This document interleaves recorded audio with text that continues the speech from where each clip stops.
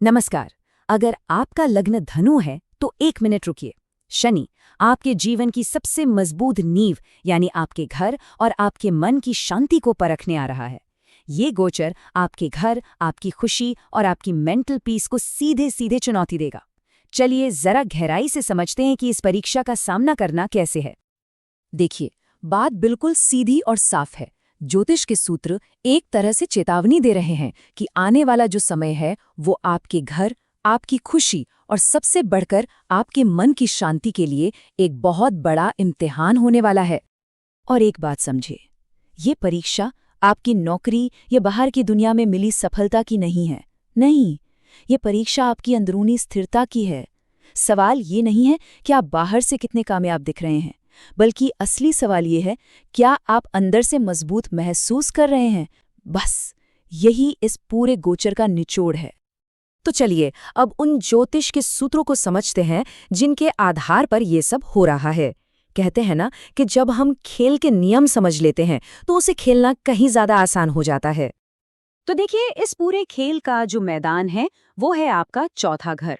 ज्योतिष में ये घर आपकी माँ, आपका घर, प्रॉपर्टी, गाड़ियां और आपकी जो बेसिक मेंटल पीस होती है ना, उसको दिखाता है। और शनिदेव अब सीधे इसी मैदान को अपना कर्म क्षेत्र बना रहे हैं।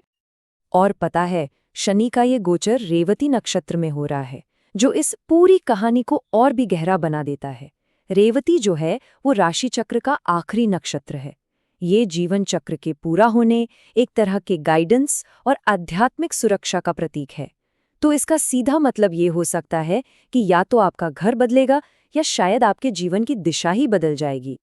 धनु लग्न के लिए शनि सिर्फ कोई आम ग्रह नहीं है, वो आपके धन और परिवार यानी दूसरे घर के स्वामी हैं, और आपके साहस और आपकी मेहनत यानी तीसरे घर के भी स्वामी हैं। और अब वही शनि आपके चौथे घर में आ रहे हैं। तो इसका मतलब क्या हुआ? मतलब ये कि आपका पैसा, आपका परिवार और आपकी मेहनत सब कुछ अब सीधे तौर पर आपके घर और मन की शांति से जुड़ गया है। चलिए अब इन फॉर्मूलों से आगे बढ़ते हैं और ये देखते हैं कि असल जिंदगी में, आपकी डेली लाइफ में इसका क्या प्रभाव पड़ेगा। क्योंकि ज्योतिष का असली मकसद सिर्फ सिद्धांत समझना नहीं है, बल्कि जीवन पर उसके असर को जानना है। प्रॉपर्टी के मामलों पर आपको मिला जुला असर दिख सकता है। एक तरफ प्रॉपर्टी को लेकर कुछ विवाद होने या घर बदलने की नौबत आने की संभावना बन सकती है। लेकिन वही दूसरी तरफ, अगर आपकी जन्म कुंडली में शनि मजबूत बैठे हैं तो यही गोचर आपको जमीन से स्थायी लाभ और घर में एक अनुशासन भी दे सकता है। रिश्तों की बात करें तो घर के अंदर एक तरह की इमोशनल दूरी महसूस हो सकती है। जिम्मेदारियां बढ़ेंगी, खासकर अपनी माँ के प्रति। उनकी सेहत का ध्यान रखना और उनकी सेवा करना इस समय आपकी सबसे बड़ी प्राथमिकता होनी चाहिए।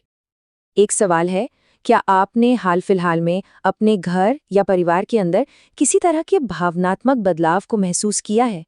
अगर ऐसा कुछ है तो अपने अनुभव हमारे साथ नीचे कमेंट्स में जरूर शेयर करें। अब देखिए, शनि जहां बैठता है वहां से 3 और घरों पर भी नजर डालता है, जिसे हम दृष्टि कहते हैं। तो चौथे घर से शनि की दृष्टि आपके छठे घर पर पड़ेगी, जिससे आप अपने दुश्मनों और रोज की मुश्किलों पर काबू पा सकेंगे।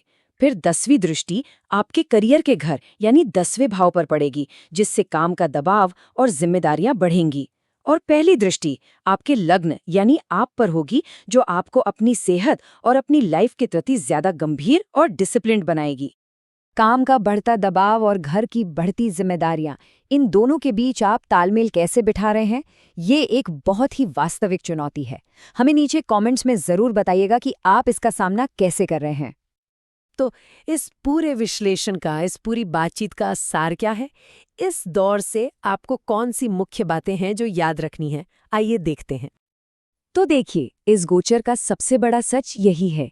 एक तरफ आपको प्रॉपर्टी में स्थिरता, परिवार की जिम्मेदारी और मानसिक रूप से मजबूती जैसे अच्छे नतीजे मिलेंगे, लेकिन साथ ही घर में तनाव, माँ की सेहत पर ध्यान देने की जरूरत और करियर और घर के बीच बैलेंस बनाने की चुनौती, इन चीजों पर आपको बहुत सावधानी बरतनी होगी।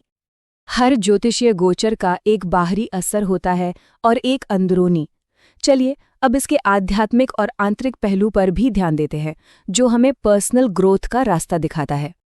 शनि का चौथे घर में होना और साथ में रेवती नक्षत्र का प्रभाव, ये जो कॉम्बिनेशन है ना, ये अंदरूनी बदलाव के लिए एक बहुत पावरफुल समय बनाता है। ये ध्यान के लिए, किसी भी तरह की साधना के लिए एक बेहतरीन दौर है।